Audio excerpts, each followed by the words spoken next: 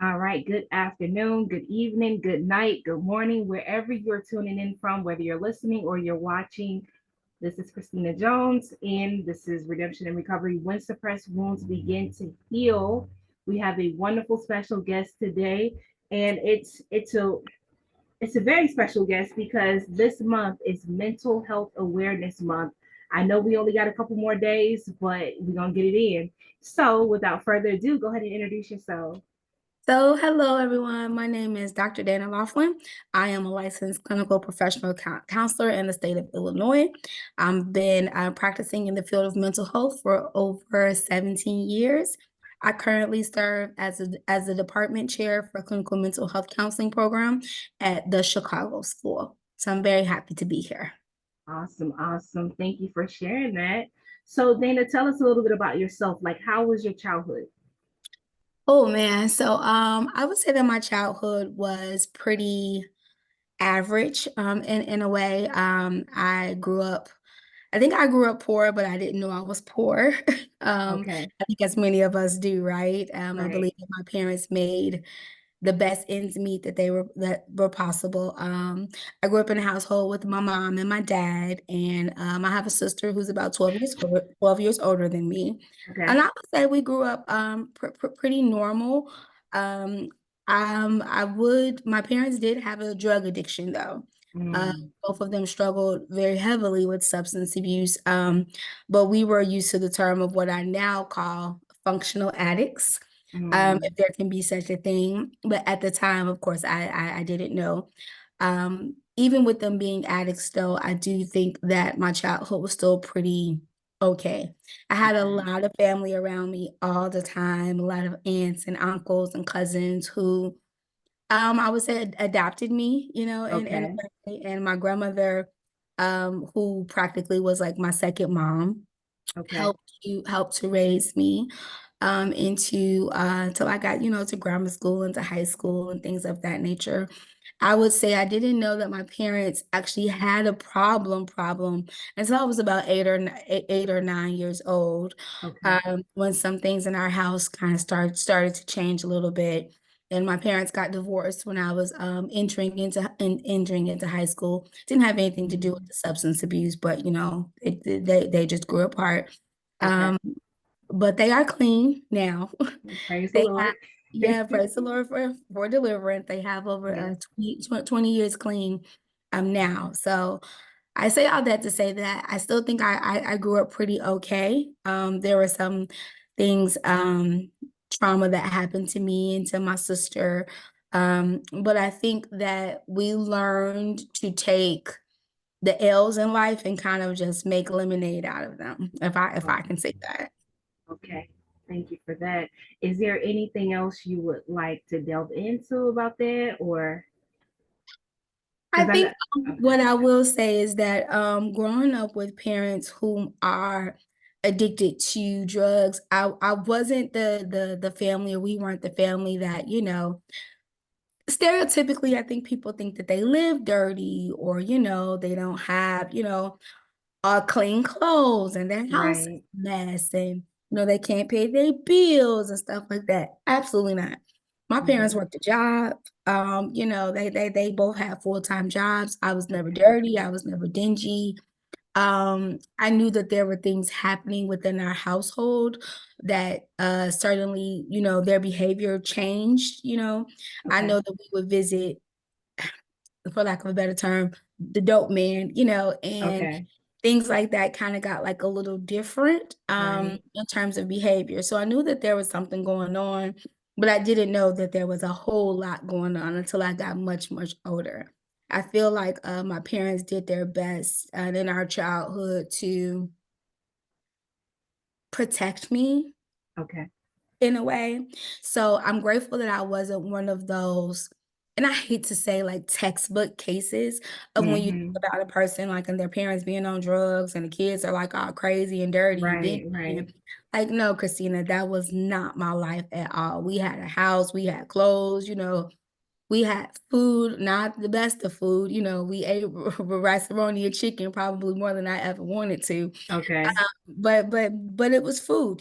So I say all that to say that even though I know that my parents were on drugs and, had their own battles and things to deal with, I do feel like I was very protected from it.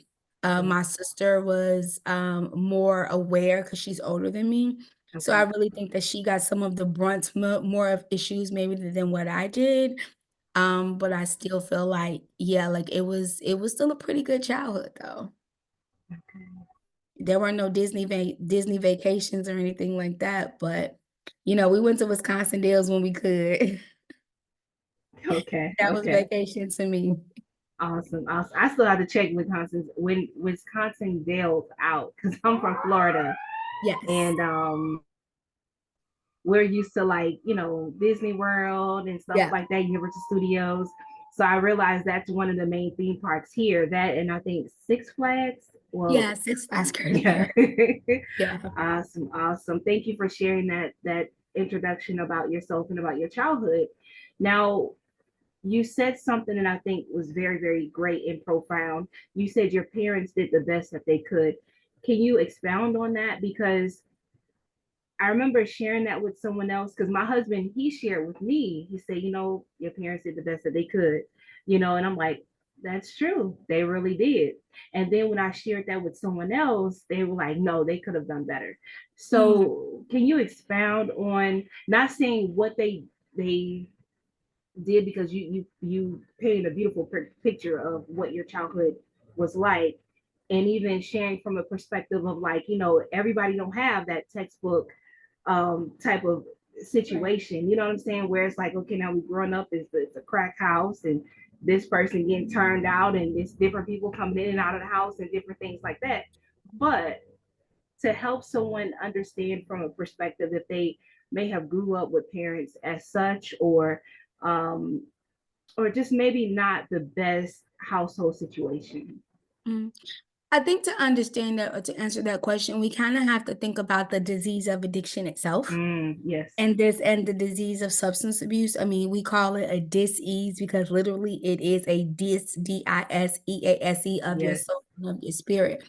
So first I think you have to have an understanding that a lot of times substance abuse addicts, or what we'll just say addicts in general, because it doesn't have to be substance abuse, it can be any type of addiction to a lot of different things. Right. We have to understand first that they are not mentally always aware and mentally always capable, right?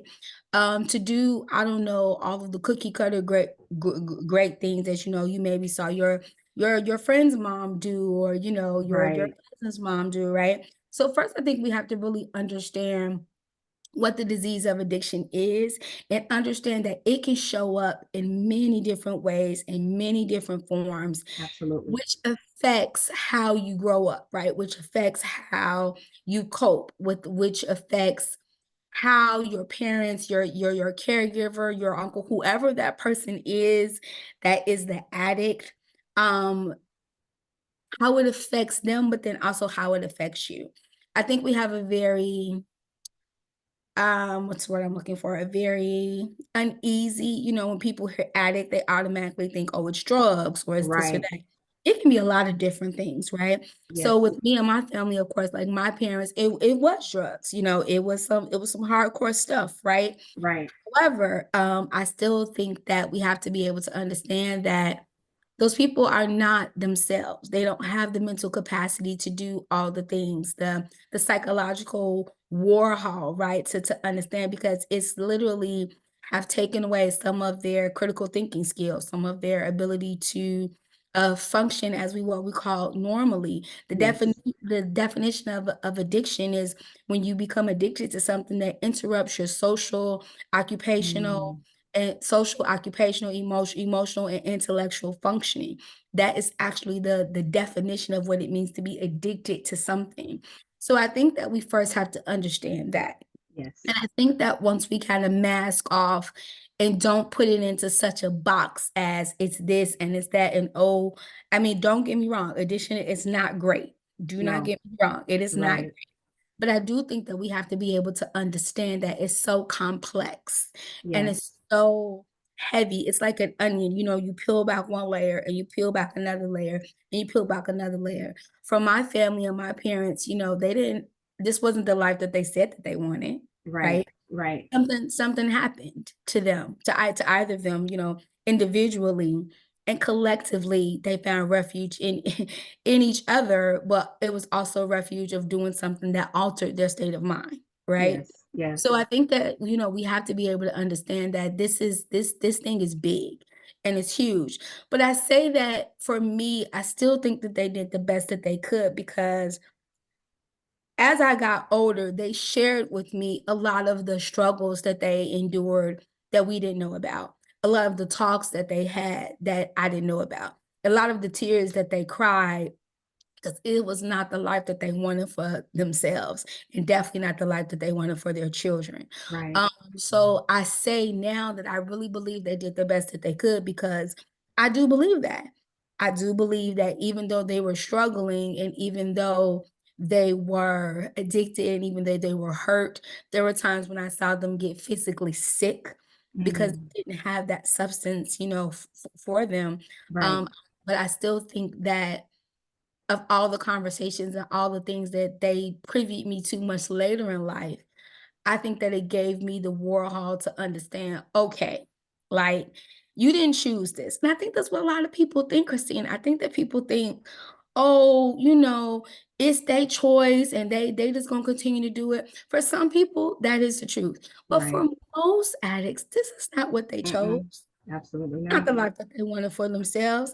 It's almost as if with the disease of addiction, people have to understand it's a grip and it is a hold on you that will snatch your entire what the kids say, snatch my soul. I don't know if they still say that, Yes.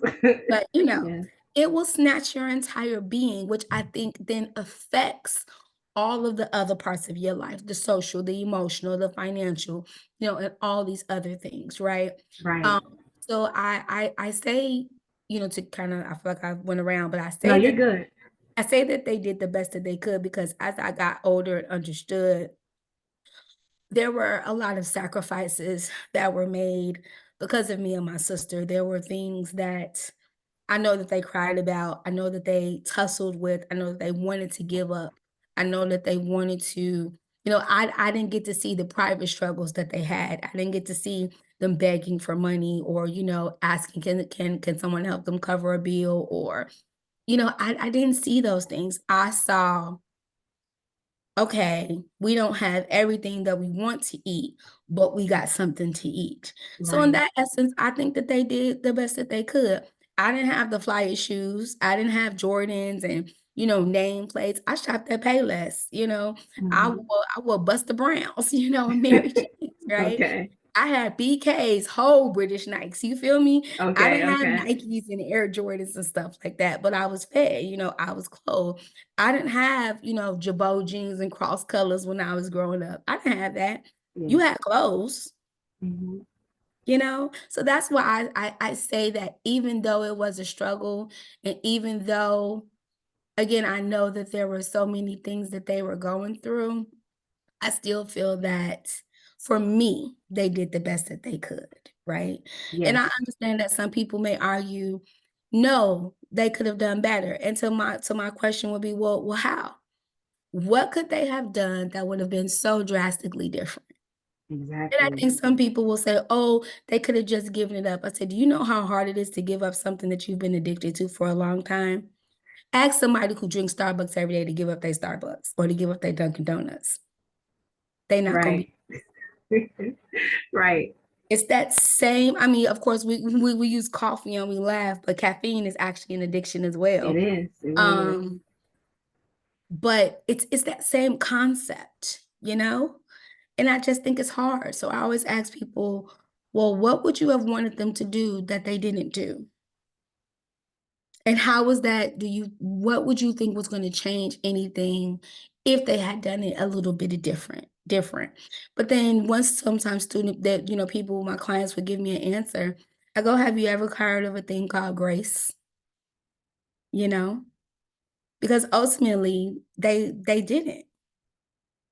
They did it, and maybe in their mind, they really did the best that they could, or maybe they know that they did it, and they may still struggle with that to the same day.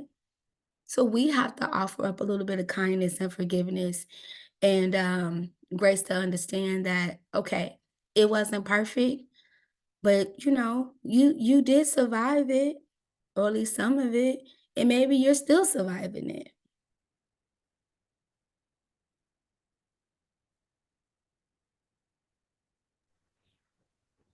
That's a beautiful explanation as well. So pretty much, grace, just like, we talk about God gives us grace.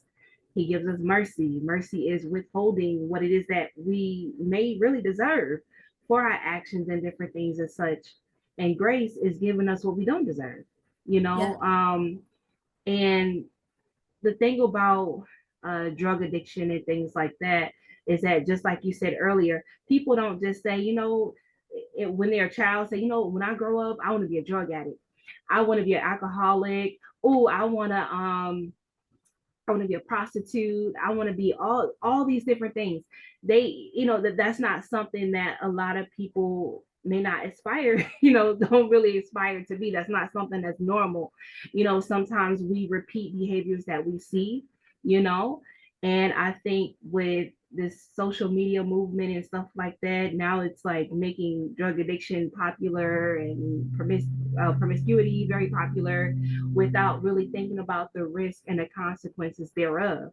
But to talk about parents, I know like my dad, he's been open about his recovery, Mhm. and I'm proud of him. I'm very proud of my daddy. He's made um he's made a great impact on my life and the lives of others, you know. Now, were there times that I wish that he was there in my life, growing up and stuff like that? Yeah. However, God had blessed us with a stepfather, you know. My mom, she did the best that she could do also. My stepdad did the best that they could do. They raised up three girls, and we graduated. We made it out of high school, and we made it to college and things as such. So I know our scenario is a little different from others because you hear about the gruesome stories about how somebody got sold to somebody for some drugs and different things as such. But I love how you painted the perspective of saying my parents did the best that they could do.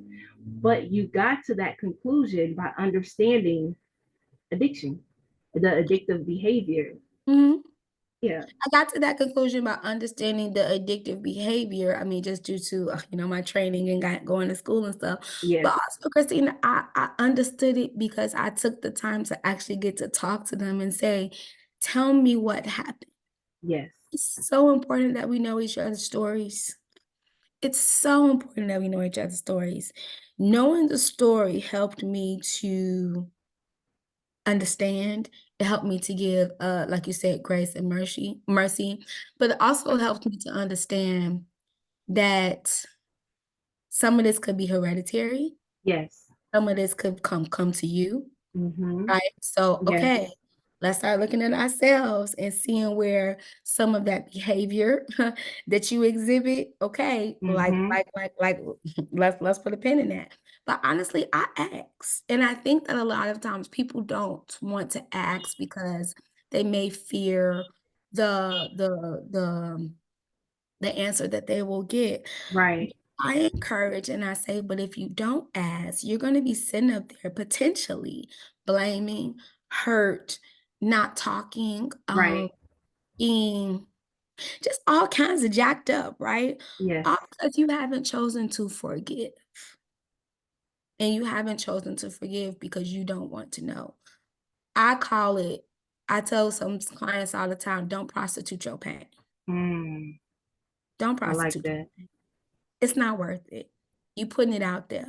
You selling it. Oh, woe is me. Oh, this and that. And again, this is not any credence to some of the people. Again, our story is very different. Yes. There are some stories that are heartbreaking and Yes. are absolutely detrimental to my ears, right?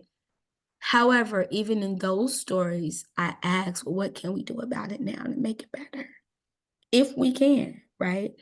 But we don't get to, prostituting your pain and blaming and saying, oh, they could have, or oh, they should have, or oh, okay. And once you give that accountability where it goes, okay, are you going to let it go? Mm. We hold so much inside of us, just because of hurt and disappointment, and it's just all the things. And I said, well, you can choose to live with those things, or we can choose to let it go. But what we cannot, if you choose to prostitute your pain, then that's on you. But you don't have to go around doing it, because forgiveness offers up a release of all of those things, right? So that's Yes. why I'm also able to say they did the best that they could, because I have forgiven them. Forgiven, forgave, all of that. It does not cross my mind. I don't bring it up when we fight, because we as mommies and daughters, we fight, Yes. My dad is in heaven, but when he was alive, me and him Mm. went, we would toe to toe sometimes with some things, right? Yes. I don't bring it up. I don't hit below the belt with it. I just don't, because I've forgiven you for it. And once I forgave you for it and let it go, it helped me also to understand, to say, okay, this is why I can with confidence say, I know that they did the best that they could. Yes. Yeah. Yes. And then it also brought, a lot more awareness of yourself, self-awareness as well.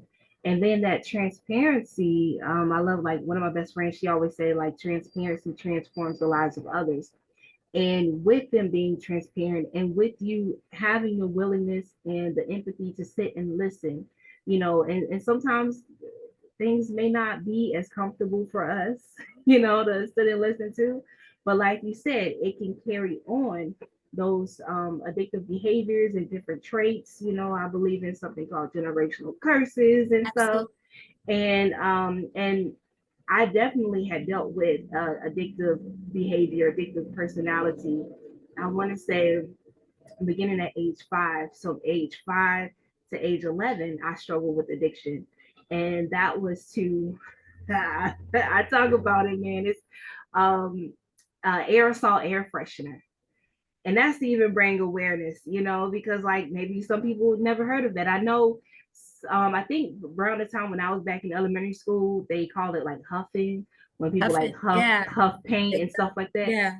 But I was like, girl, I had the whole bottle and was spraying it in my mouth, or the can, spraying it in my mouth. And Mm. the feeling that I felt, it was this like a euphoric feeling. I would usually do it in the bathroom. And that went on for about from age 5 to 11. So what is it, 6 years or 5, 6 years of just doing that? It could have killed me, Mm. sitting there in the bathroom and just spraying that, inhaling all those fumes and ingesting the fumes. And I remember sitting in the bathroom and just watching the shower curtains move back and forth, and watching the doors, because at our house we grew up at, we had two doors in the bathroom. And then here it is, I'm sitting there watching the doors talk to each other. I'm like, you gonna let her talk to you like that? Like, just like, Wow. I was zooted, right? And I share that because those are things that's like easily accessible. It doesn't have to be crack. It don't have to be alcohol. It can be something like that, and even could be pornography. Whatever it Oh, it shifts, can be so many things. Yeah. anything, food, you Yep. know. Shopping. Yes, yes, yes. I'm But guilty of that one. yes, and you wanted us to put a pin in those traits, the traits that you were mentioning. Yes, I Yes.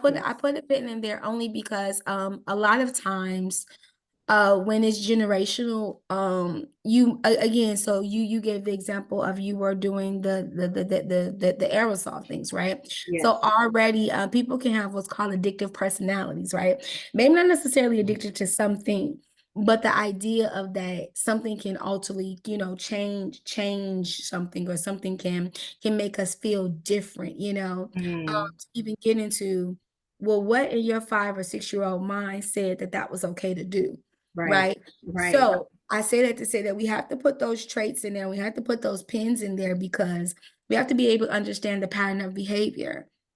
Right. So you mentioned that your father was struggling with something and kind of going on and this and that. So Yes. okay, sometimes as kids, especially, we don't know what to do. So as a child, I had a food addiction. So again, I saw my mom and dad do things, and I said that we weren't rich, we weren't. But I would eat 5 peanut butter and jelly sandwiches instead of one. You know, I would Okay. eat the whole bag of chips instead of one, one bag. I would, Right. all of the whole bag of Chips Ahoy cookies. And I remember my dad and my mom would scream at me because they're like, I just bought those cookies and you ate them Mm. all. But I didn't understand at the time. What I understand now was that that was part of your addictive personality. That's that trait of wanting more, constantly getting more, not being able to say no, and to the point where I remember passing out and being just so full and being like, oh, Cookie Oh, Monster, wow. like that, dang near Homer Simpson, because Yeah. I was eating my feelings. Mm. I was eating my feelings, but that's a part of, some of the traits of, you know, that mine was with food addiction, but that can be a part of an addictive personality. So I say to put a pin in there because we have to be able to understand. And I think a lot of times I tell my clients, how did you get here? How did you get here? You think you just got that from you? Nah, kid. Most of the time it's coming from someplace else. Yes. And most of the time it can be generational, there was something in mom, dad, grandma, grandpa. I found out that my mother struggled when she was a child with food insecurity and food issues, right? Mm. So I said, oh well, duh, it's probably where you got it from. Mhm. But also, those traits. So I think that we have to put a pin in there to understand, that sometimes how we even act now, Christina, it goes way, way back, before we became these adults. It started, a while ago. I was feeding myself because, my mom and dad weren't home. I wanted attention. I wanted someone to talk to me. I wanted someone to play with me. I thought that this was a good way to get their attention, and it did. It had a negative effect, but I still got it, right? So all of that can be addiction. What do Mhm. addicts do? Crave things, they want things, they lie, they steal, they cheat to get things. I would have cookies, I would have chips. I don't know if you remember Medea in one of her plays, she said Cora would have like ding dongs and chips Yes. and everything. That was Yeah. me. I was doing Wow. that. I had a straight up food addiction from about age 5 till about age 10. Okay. And my sister and my grandmother were the ones who finally figured out that I was hoarding food, that I was overeating a lot. I mean, I was chubby as a kid, Mm. and I started gaining weight more rapidly. And as a result of my weight gain, I had to have a surgery because I was walking with a limp because my weight was uneven. And so Mm. that's when they discovered, okay, something's going on with her beyond she just eating cookies. So I say that to say that, again, having conversations much later on in life helped me to understand, oh, that's a trigger for you, and that can be a part of some of the personality or addictive personality that you may have, right? So we need Yes. to be able to understand that and put some meaning to that and put some clarity behind that. So now that you can understand when you see yourself doing those things or getting into that way, hey, wait a minute, what's going on here? And why are you doing that? Right.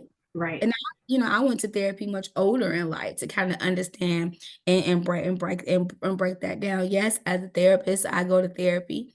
I think that everybody should. So let me just put a plug right there. I think that everybody should go to therapy. Yes. I think that everybody can benefit from therapy. So I'll just say that right there. Yes. No, thank you. Thank you. Yeah, that's definitely a plug. And And even to our church folk, you know, Jesus and therapy go good together. Like I have a shirt that says "Try Jesus and a therapist" because yes, we both work hand in hand. You know, God created us for a reason. For all the church folks out there, yeah, I believe in deliverance. I believe in the Holy Ghost, all that good stuff. But I also believe that there are some things that you have to be able to understand, and it's nothing wrong with taking a deep dive with a professional who can help you understand that. You might not be able to read your Bible and get the revelation, but the therapist may be able to help you come to that revelation, right? So yes, I think that they go hand in hand, you know. And you can actually have a therapist who specializes in Christian counseling. There's a whole field out there of therapists who specialize in Christian counseling or spiritual based counseling and or faith based counseling. So you know, if that's the jam, I say go with it, but get some help. please get some help. You know, I definitely want to highlight that with again it being Mental Health Awareness Month because Mhm. it's so important. It's so important to have to sit down and have those tough conversations. I was telling one of my friends the other day, or maybe it was yesterday. I was saying the thing that I have to stop doing is I have to stop having those irrational conversations in my mind, right? Because Mhm. then when we start having those irrational conversations and we're having a conversation with someone, but in our mind, we're creating their responses. And it's like, no, you need to sit down and have the tough conversation because Mhm. the more we talk things out, the better we can be, and you mentioned something earlier about the disease or dis-ease, and then there's a dis-ease that can be in our body. We can hold on to a lot of trauma and different things like that, and then as soon as a trigger comes, then we may regurgitate in a situation on someone who is not even particularly involved with what it is that you're Mhm. dealing with. So can you talk about what is a trigger? Yes, yes, yes. Yes. So a trigger is anything I say that will set a person off, right? So anything that will set you off in a way that it obstructs or it changes your behavior. So you can be cool as a cucumber, and then somebody then said something, and now you got Mm-hmm. triggered, and now your Yes. behavior changes. So a trigger can evoke an emotional response. It can evoke a behavioral response. It can invoke a physical response. It can invoke a like I said, behavior, intellectual response. We get real flip at the mouth. Yes. So it can invoke all of those things. So triggers are those things where sometimes we know what Mm-hmm. they are, you know, but oftentimes we don't know what they are until it keeps happening over and over and over again, and you keep wondering, well, why do I keep having this reaction to this? Ding, ding, ding. It's a trigger. It sets you off somehow. So the triggers are those things, whether knowingly or unknowingly, are those things that basically kind of change us. They change your outcome, your behavior, your spirit, your whole Mm. day can be shifted Yes. because you've got triggered by something and or someone. Mm. So usually triggers involve a person, not usually they involve some type of person, but they can involve a thing too. A trigger can be potato chips, a trigger can be cookies, a trigger can be me ruffling, like going with my glass case like this. What if your abuser made that type of noise, right? Mm-hmm.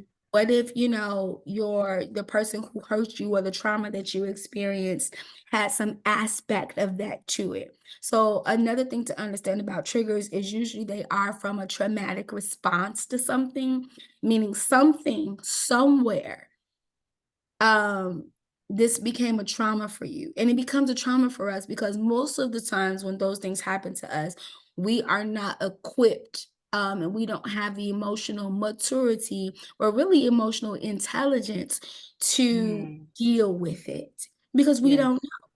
oftentimes when we experience a trauma, sometimes it's at a young age, but see, even sometimes when it's at an older age, I don't know how to deal. I don't know how to work with this. So triggers, our mind is overwhelmed. It doesn't know what to do. So we can disassociate. We can act like it never happened. But the majority of the time, you become triggered by it. And some of the time, them triggers don't show up till much later in life. Yes. Like, what don't like the color orange? Mm. Right? Every time you see somebody with orange on, you want to scream. Could it be that, I don't know, maybe when you were little, I don't know, you could have been hurt, or maybe the person whipped you or punished you with something that was orange. Maybe you Right. got a basketball thrown at your head that was orange, right? So I'm using these extreme examples, but these Yes. are examples of what, like what can really happen when you become triggered. So essentially, it's just that response. And again, it can change your behavior, your emotion, and how you deal, how you act, what you say. So it can be all of those things, from any type of I call it an adverse reaction to something, right?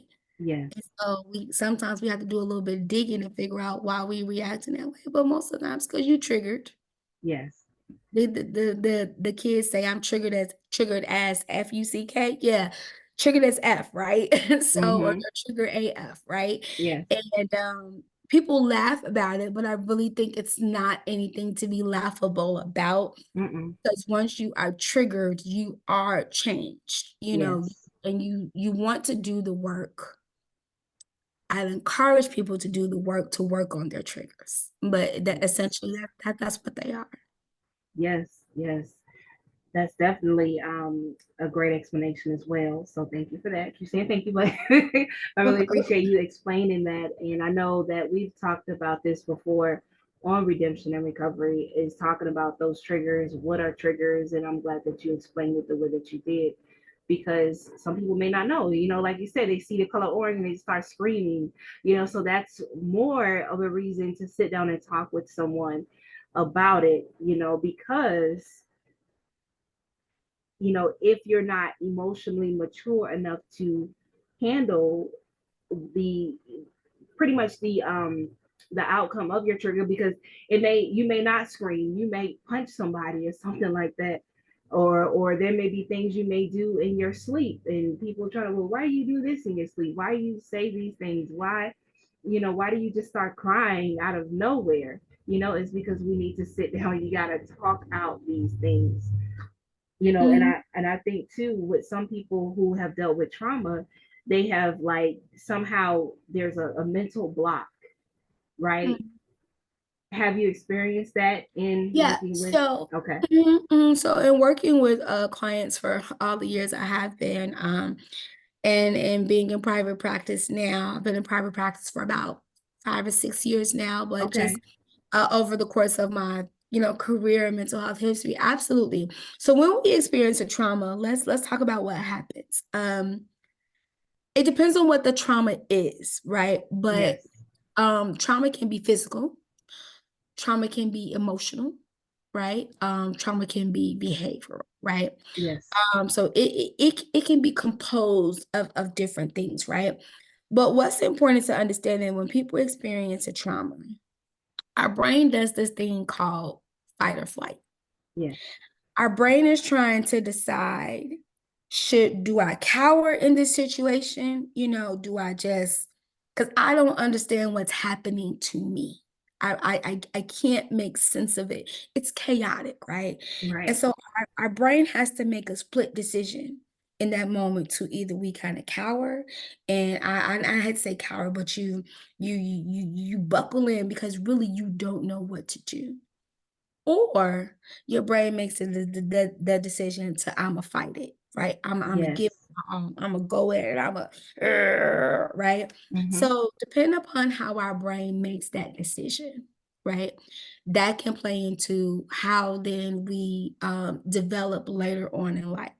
Oftentimes what happens is when people have these traumatic experience again, physical, emotional, sexual, mental, any of those things, our brain has kind of had to make that decision because we don't have the coping skills in place yet to say, let me deal with this.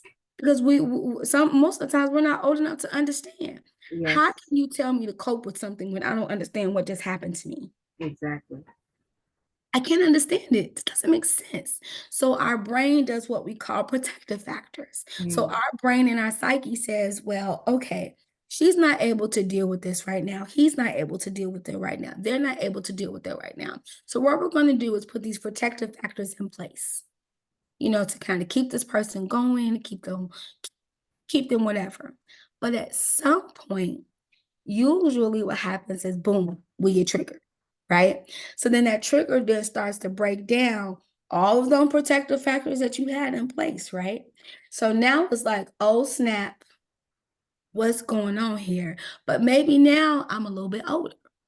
Maybe now I can understand things. I can actually put words to what happened to me now, right? I can actually explain it, which then helps me start to cope and helps me start to get over it. Helps me start to get over, well, not get over it so easily, but helps me start to process. But yes. in order to get to all of that, first that your brain and it has to make that split decision. And unfortunately, Christina, we as psychologists, psychiatrists, therapists, counselors, all of them, we still are trying to figure out, well, how does the brain decide which one it's going to do? Because we have no control over that. That's true. I have no control over what was decided at that Yes. moment. As a survivor of trauma myself, I was like, oh, that just happened. Okay, wait, rewind. What the hell was that? Mm, You know what I'm saying? Like what yes. what was that? And I didn't know what to do. Right. I didn't know what to do. And so a lot of times I think that's what happens. And then you think about kids.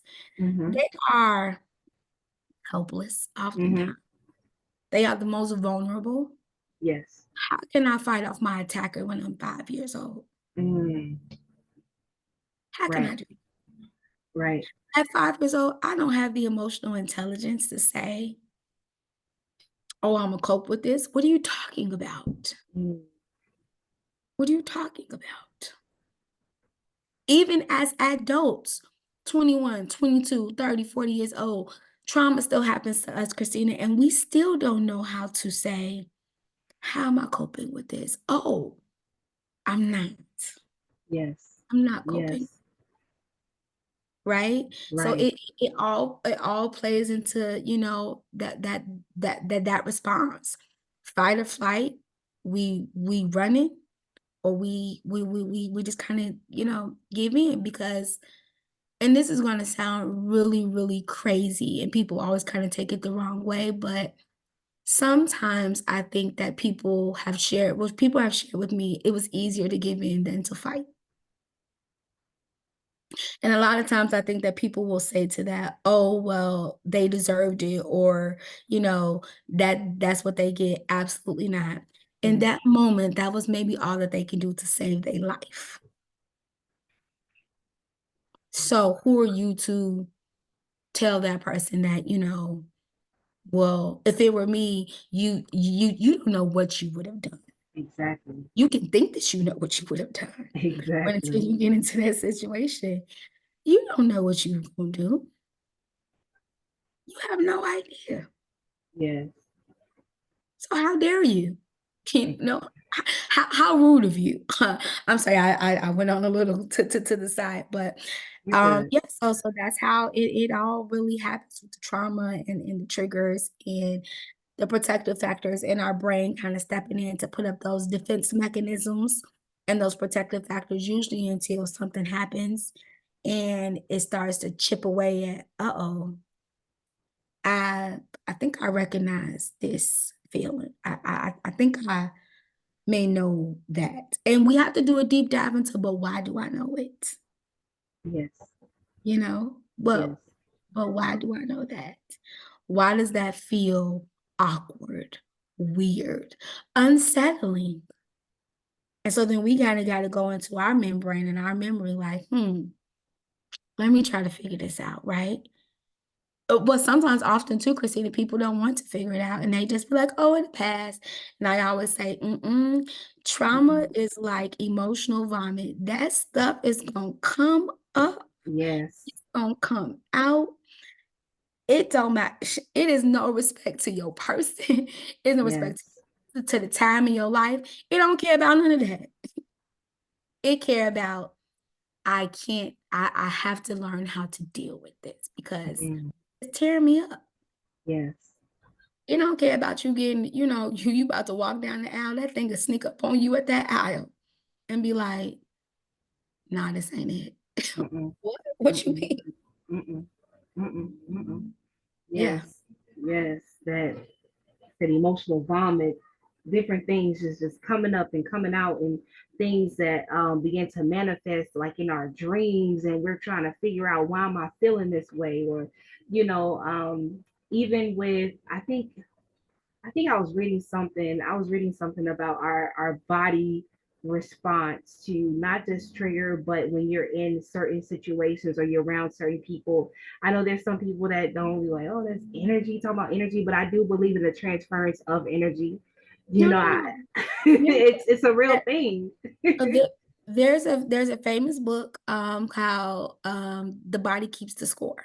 Yes, The Body yes. Keeps the Score, right? By Dr. Bessel Van, I think it's Okay. Vanderkolk, something like that. And in this book, he talks about, and actually Oprah did it in the book that she co-wrote. I forget the author's name, but the name of the book is called What Happened to You. Mm, And so both of these books do a fantastic job of linking how our physical body responds to our physical body responds to these traumatic things and these traumatic areas, right? But it also talks about how our body becomes tearied or tarried because of the trauma. So when it says the body keeps the score, your body has kept up with that hurt, that yes. unforgiveness, and it's added cholesterol issues, it's added diabetes High issues, blood pressure. it's added hypertension issues, it's added acne, it's added vision impairedness, it's added hair loss, right? Yes. So all of these things, and it talks about how we really have to be careful well, we have to be mindful of that physical and mind body reaction when it comes to dealing with trauma, but also not just fixing our minds when it comes to that, but also healing our bodies as well. So you are dead on when you say that, because the body does keep the score. And Mhm. it's not just, I think people think like, oh, like a physical bruise. No, ma'am. It is keeping up with all of the things that either you voluntarily happened or involuntarily happened to you. Yes. Things you remember and things you don't remember. Your body is Absolutely. still keeping score of it, you Because know? it's the same body. We ain't getting no new ones. No. The I same mean, thing. Yes. it's the same thing. I ain't talking about plastic surgery and stuff like that. That's still the same body. You just did some alterations, Yes. but it's still the Yes. same body. And this Right. body been with you since you was born. Oh, Right. oh, it's got some stuff on it. A You whole know, a whole lot of stuff. A a whole lot of whole stuff. a whole lot of abuse. Like I say, either voluntarily or involuntarily. Mm, mm, mm. And I have to say this because I remember, and I share openly in the book that I have, where I talk about past sexual trauma and different things like that, adulthood and childhood. And in my, well, I would say both adulthood and childhood, where times that I was raped, you know, and because I know how it feels for a man to force himself inside of me, I had learned how to just relax the best that I can, right? And even though I relax, I still said no. You know what I'm saying? And I love how you did that presentation at Speak Out Against Sexual Abuse at that conference, because you gave all these different pointers, and I'll probably have to have you come back and we talk about those pointers and things like that, what to look for. No still means no. And this isn't just for females, this is for males as well. But let's kind of circle back a little bit to go into, you get into mental health counseling. And I know that, you said like learning about your parents and different things like that, but did something else kind of like push you into that, which basically it seems like that's your calling though, honestly. You. Yep. So it was definitely kind of again learning about my parents, but also I always knew I wanted to help. I had dreams of being an obstetrician, and I was like, "Oh, I'm gonna deliver the babies. I'm gonna be so Okay. good." And then I took biology and was like, "Okay, so you pass out at the sight of blood. Like that's not gonna work for you, Dana." Mm-mm, And no. so most like many therapists share, I was the friend that people came to. I was the one who was always giving advice. I was the one Hmm. who was really a good listener. So once biology, and me being a doctor didn't work out that way, I actually took a self-inventory. They have it's called the self-directed search. It was just like an online thing at the time, but they actually have books and tests about it now. Hmm. And kind of pulled out, well, what were your strengths? Like, what were my strengths? Okay, strength, you're good at listening. Okay, great. Strength, you were good at talking. Okay, good. You were good at, I was good at what they call being empathetic and being Yes. sympathetic. I Yeah. was good at relating to people. I was good at really figuring out people's problems. I was really good at those things. Um, and so when I took that search, it said, well, you should consider being a social worker. And so really then Christina, I started doing my research about, okay, what's the difference between what is social work? What does all that mean? And I was like, okay, well, no, I don't really want to do, and this is no diss to the social workers because sometimes they get a little tissy. Yeah. I didn't really wanna do, referrals and stuff like that. I didn't really wanna work, like, in a hospital per se setting. I was like, "Nah, I wanna talk to people. I wanna know Yes. their business just a little bit, so I can help them," right? And so Yes. once I started kind of learning the difference between the 2, that prompted me to go, change my major in, college to psychology. And then I got some field work experience, working at a couple of mental health agencies. And then I said, well, we might as well take this thing to the next level. And actually, when I got my master's degree in community, back then it was called community counseling. Now it's called clinical mental health counseling. Yes. That was when I really started delving into even myself. That program had a way I say of making you realize that you ain't okay. Mm. And I said Hmm. to myself, well, you can't possibly help anybody else if you ain't gonna help yourself, right? Because how dare you have the audacity to say, well, let me help you when you ain't even willing to look at you, right? So that kind of again started the journey of okay, if you're really gonna do this, you got to start working with yourself because people are going to be coming to you with their real world problems, real life problems, Dana, because I was Dana then, and I'm still Dana now, but they're going to be coming to you with issues, and you can't sit there being shocked and stunned. You got to say something. These people are in such a vulnerable place when they come to therapy because it's something hasn't been working for me. I don't know what it is, right? I'm stressed. It's my kids, it's my family, it's the job, it's everybody. I want to kill the cat. What the cat do? Right. Right. Like Right. so when they come to therapy, I think of it as a very much vulnerable experience. And I think of it much as you have gotten in crisis. A lot of times they're in crisis, right? Yes. Yes. So Dana, you know what it feels like to be in crisis. Hmm. You know the work that you had to do. Now, granted, my process was my process. I never push my process on anybody because everyone is different. But just going through school and then going through the process, to be honest, Christina, it just challenged me to get to know me better. And even though I've been doing it for so long, I'm still learning things about myself. and still learning things about my clients. What I love about this though is within the field of mental health, it's so broad, it's so big. There's getting there, we have so much um hype around it now. Well, I think it's good. Some people be like, oh, it's bad, having a therapist is Trey chic. Okay, Trey chic or not, right? Like, you came, so I'm gonna talk to you and figure out what's going on, right? Yes, Because you can't yes. convince me that everything is perfect, because nothing ain't ever perfect, right? No, it's not. So I think that you have to do your work. I Yes. think that it's hard. I think Mm-hmm. that's difficult. What I appreciate for myself, and actually kind of going through the process, I appreciate my own growth and my own ability to say, you don't even do that no more, Mm. Okay. right? Because there was a time where I would do some things. I ain't got to do that no more. It's taught me forgiveness. It's taught me to meet people where they are.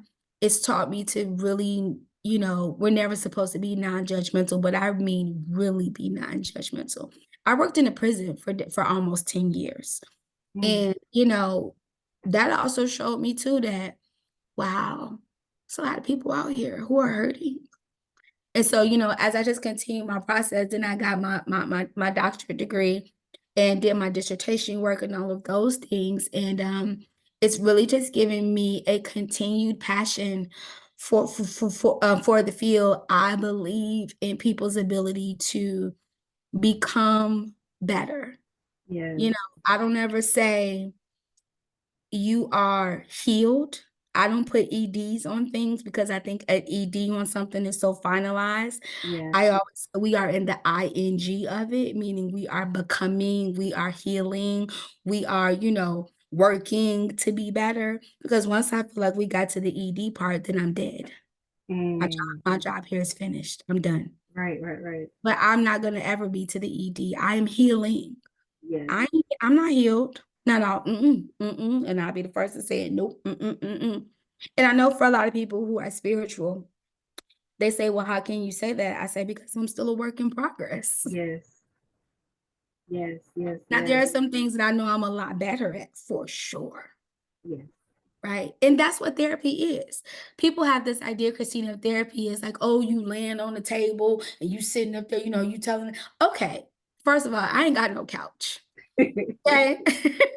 I ain't got no couch. Okay. I am all virtual. I used to have the Yes. couch, but I ain't got no couch now. Right. But it's really conversation. And that person is there to help and to assist. The person is not there to judge you.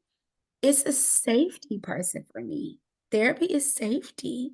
It's that person that I know will not make me feel like I'm crazy. Mm. Like, am I wrong for thinking that? Yes, Dana, you are wrong. Okay, well, tell me why I'm wrong, right? Help Yes. me Yes. understand how I got there, right? So I think of it as a beautiful thing to just be bold and to be wise and to be brave, but it takes such vulnerability. Yes. And so I encourage your audience, if anyone ever is thinking about, mental health, it's not that, you always have to have everything together, because we don't. And it's okay to say that you ain't okay. Yes. I have a shirt that says that it's okay to say that you ain't okay, because if you're not, you're not. But you gonna go around putting on the front like you are, okay. Mm. You'll be. I see you in a couple of years. Then I'll still be here. I'll see Yes. you in a couple of years when you're Yes. ready. Yes. Yes. And we're all on, like you said, that healing journey. And one of my greatest mentors, Miss Janice Jackson, she once said this to me years ago. She said, "We're not just human beings; we're human becomings." I'm like, "Oh, I said, Mm. well, I like Well, I that." said I like that. I'm gonna write that down. Human becomings, because Mhm. even if we go, like, say we go back to scriptures and we think about sanctification, because some people are like, I'm sanctified, filled with the Holy Ghost, and da da da da. Okay, sanctification is a process. No one is perfect that's living on this earth. There's something that we're going through. There's something either we're going through or we're about to go through. Or you we've know experienced, yeah. yeah, the valley is real. You know what I'm saying? It's yea, though I walk through the valley. I don't walk over the valley, even though we may try to walk over it. We may try to walk on the side but life happens to all of us. And I really appreciate your vulnerability and just sharing, and being a beacon of hope and a beacon of light, So you are so welcome. Now, how can someone say if they are like saying, I think I'm ready to get some help? What kind of advice can you give that individual, and like where can they possibly find some resources at? Mhm, mhm. The first thing I tell people is if you have insurance, Okay. start with your insurance provider, right? Mhm. Your insurance are able to, so insurance companies have contracts with therapists, right? Some type of contract or maybe some type of licensing or authorization agreement. So you can always start with your insurance. Your insurance should be able to give you a list of providers, Mhm. again, who accept your insurance. That usually should be able to be operable within 10 to 15 miles of your neighborhood. Okay. So that way you know that your mental health services are covered to a certain extent. I mean, you probably have a copay, but they could be covered to a certain extent, et cetera, et cetera. Mhm. If you do not have insurance, okay, that's okay. I use a great tool called psychologytoday.com. Let me repeat that, psychologytoday.com. It is a website that hosts over 40,000 therapists in their system. Okay. And in that system, you can filter by race, gender, specialty, insurance, no insurance, sliding scale. You can even find some agencies that may cover your insurance, cover your therapy for Right. you. So I tell people to start there. If you're looking for a person of color as a therapist, they have a website called blacktherapist.com. Again, that's blacktherapist.com. It's another search engine tool. You can do by gender, you can do by neighborhood, again, by insurance, no insurance. Again, most therapists, if you do not have insurance, will offer some type of sliding scale or out of pocket pay. I tell people be respective of their prices. That's their price. You don't, if that's not the one that you want and you think you can't do it, okay, then you keep searching until you find somebody who can, right? Yes. Because some people will say, well, therapy is expensive. It's not cheap. We have licenses to maintain, we have CEUs to maintain. And I'm not saying we in them for the money because I never heard no therapist get rich. I'm Yes. not gonna say that. Any therapist that I know, Okay. we not rich, okay? Yes. But most therapists are I feel like are able to work with you. You also have the big ones like betterhelp.com. Again, that's all telehealth and all teletherapy, telebehavioral health therapy. Yes. They have again over 50,000 therapists in their network that you can choose by location and video calls, phone calls. Psychology Today does the same thing. So I plug them a little bit more than BetterHelp. Some clients have had some just not so great experiences with them, but I just tell people it still is a resource. Yes. And I will also say, again, so I talked about your insurance, Psychology Today, BetterHelp, blacktherapist.com. If you want female, they have blackfemaletherapist.com. So that's a good place too. And also your primary care physician. Your Yes. primary care physician, if you have one, may work with a provider already, like with an advocate or St. Francis, all the major Yes. hospitals, stuff like that. They have therapists too that they work with within your network. And if your Yes. doctor is within your network, most of the time, the therapist that they give you, I know Advocate has it, so Yes. again, I think that there can be a lot. I tell people, please don't get discouraged if you don't find someone, within the first maybe 1 to 2 or maybe 3 phone calls that you make. Mhm. Keep going at it, keep being persistent. oftentimes people get discouraged because it's like, oh, well, they didn't answer the phone. Okay, keep going though. Yes. Someone's gonna pick up. Yes. Someone's gonna pick up. Please. The last one I want to do is also your employee assistance. So Yes. if you are working your EAP, usually your EAP allows you 3 to 5 free sessions with the therapist. If the therapist is within that panel with EAP, I know I'm with a couple. Okay. Um, so you want to start with your EAP first and get those free sessions first. And then, if you work with that therapist, they may possibly take your insurance. Again, if they don't, still work with them, or maybe they can do referrals to other ones. Yes. And then I'll do a shameless plug for myself. I'm always available. So Okay. now my Okay. private practice is called Positive Approach, LLC. So again, I've been in existence for, I think this is year 5 or 6 for me. And I have clients just email me. I have a website, positiveapproachtoday.com. And I'm also on Psychology Today, Black Female Therapist, blacktherapist.com, all of that good stuff. Okay. So usually that's the best way. I encourage people to do your research. You want to find out about the person.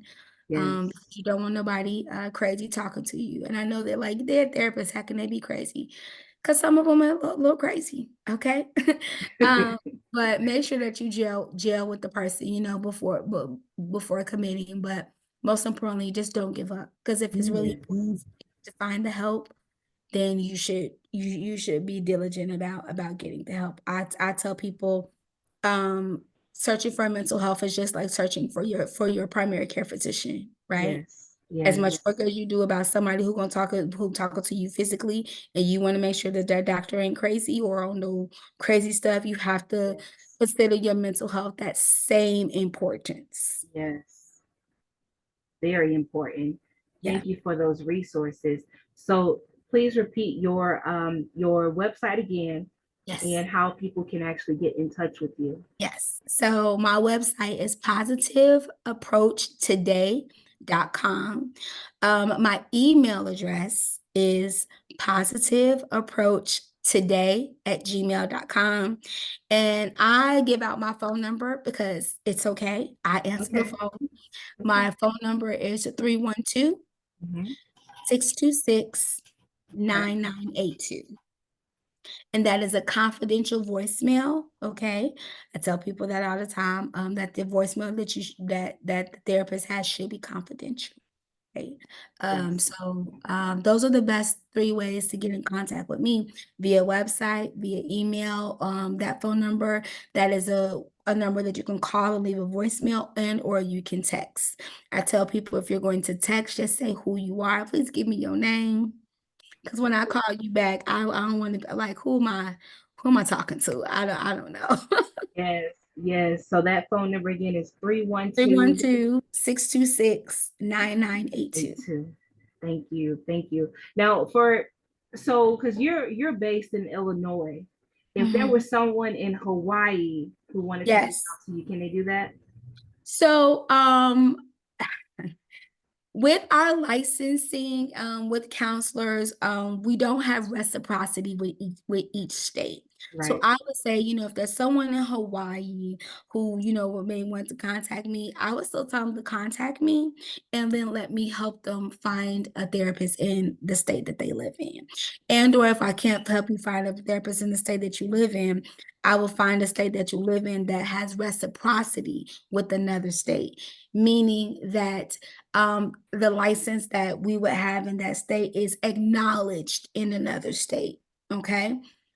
So with COVID, a lot of the insurance companies and things of that nature got a little lax, I would say, or more agreeable, because people were doing a lot of telebehavioral mental health. Yes. So, I was here in Illinois, but I was talking to someone in New York, right? So I will also say, depending upon what type of insurance or carrier you have, they may still allow that. We have to do a little bit of research to do so, but it's Yes. possible and it's feasible. So I tell clients, make sure that you're looking into that, and looking into that as well, because that's a real possibility. Yes. If that therapist has licensed reciprocity, then we're good. But again, since COVID, they've been pretty much open to allowing people to see people from other states. Like I have two clients that I see, one in South Carolina and another one is in Alabama. Okay. I don't have reciprocity with those states, but because of COVID and because of the plan that these clients are on, but also because behavior health certified, just telemental health, period, across any state. That's Okay. what allows me to be able to do that. So you Okay. want to look for, if it is a therapist, you want to see if they're telemental health certified. So that's like a TMH, a telemental health therapist. But again, Christina, most of the time, most, insurance people nowadays, and again, since COVID, they realize that everything is pretty much in a virtual world now. So Yes. there hasn't been much pushback. So again, even if I'm not licensed in those states, but I'm still able to see those clients. Thank you for those resources again. Thank you for your phone number. Thank you for, again, your transparency, your vulnerability, and just sharing with us. Because, sometimes people just want to hear the real story. They want to work with real people. And if we walk around with a mask on as if, oh, we got it all together. Our crap don't stink. We good. No, we're still healing. We're still on this journey together, and we can heal together. And I love the resources that you gave.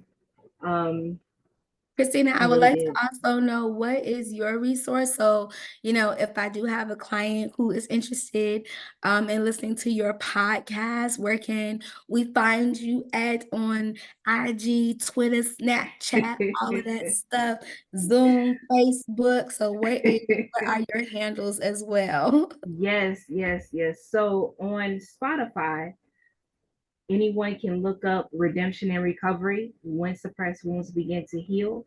So again, that's Redemption and Recovery when suppressed wounds begin to heal. Let's see here. I am a self discovery advocacy coach myself, but I'm also, my background is also social work. So yes, we do a lot of referrals and stuff like that. Let me give, and then on Instagram, it's suppressed wounds underscore Mhm. K Jones. And that's also the same on TikTok as well.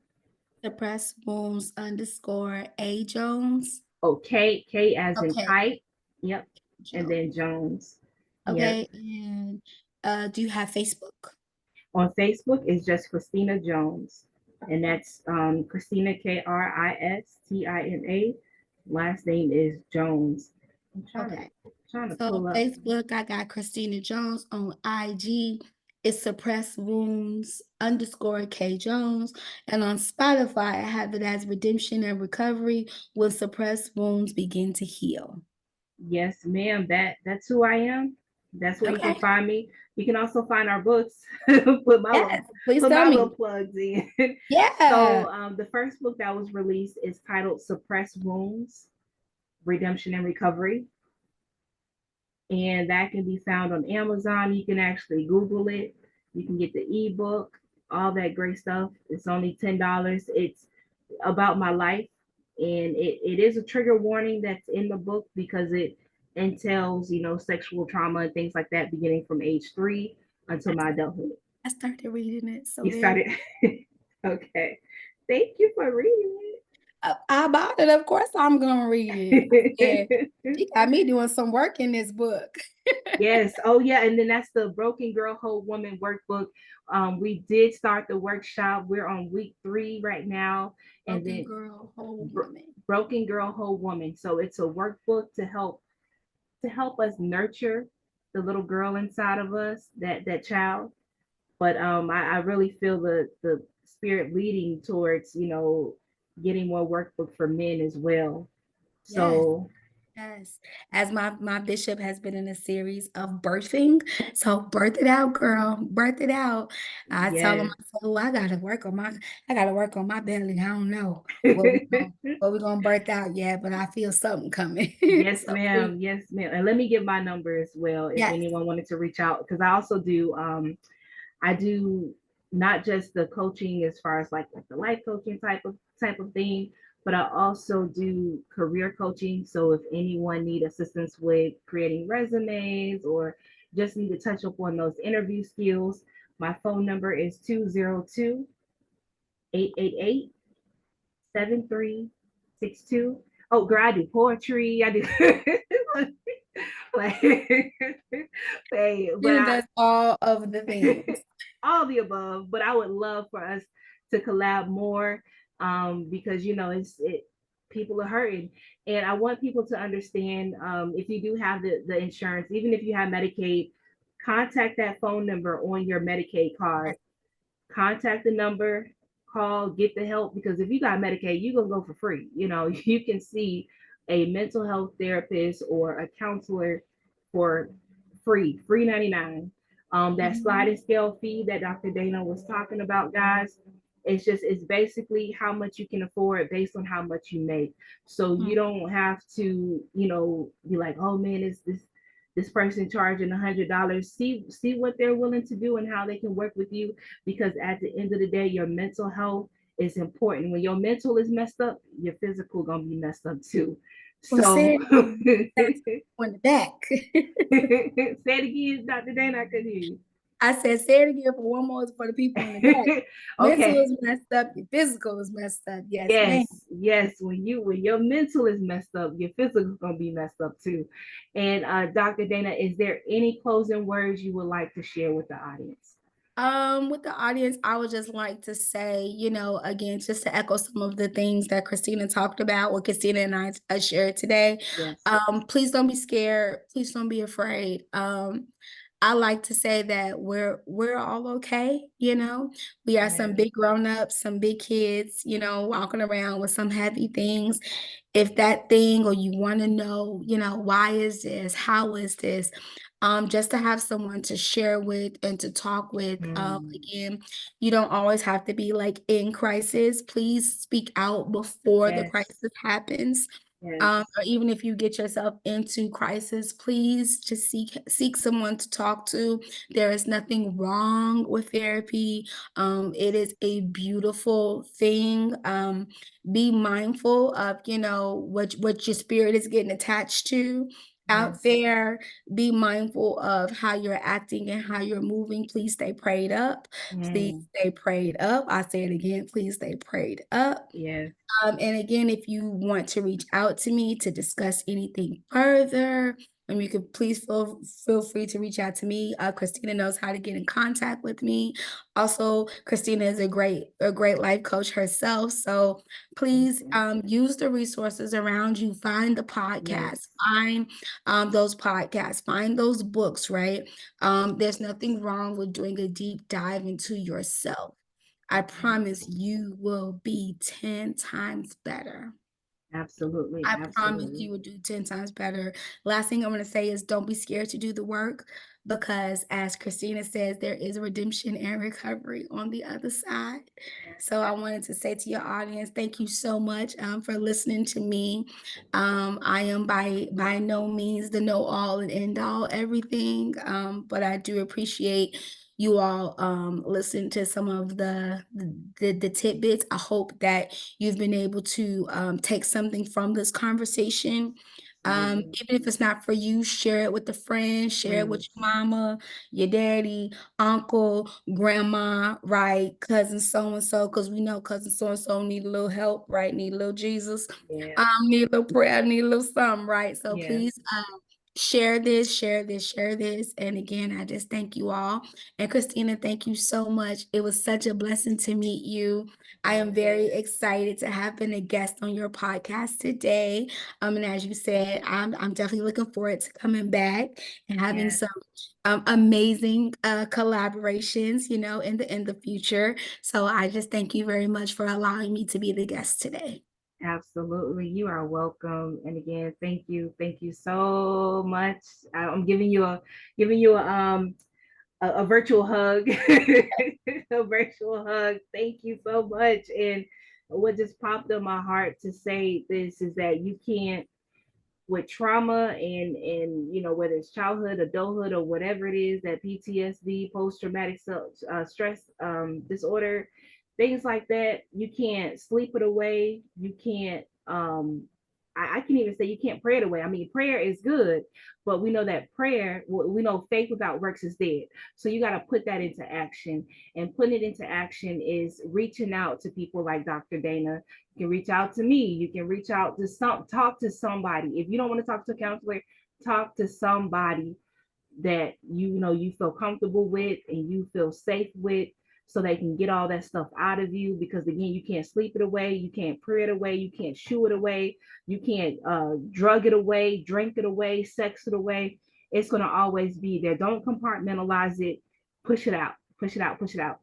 So with that being said, thank you all for tuning in to Redemption and Recovery. When suppressed wounds begin to heal, just be encouraged. I'm full. I'm full. I don't know what else to say, Dr. Dana. What else to Yes, say? no, I'm full as well. So that's it. Yes, yes, yes. You all have a wonderful day, wonderful night, wonderful evening, wherever you are, and be safe this holiday weekend. Yes.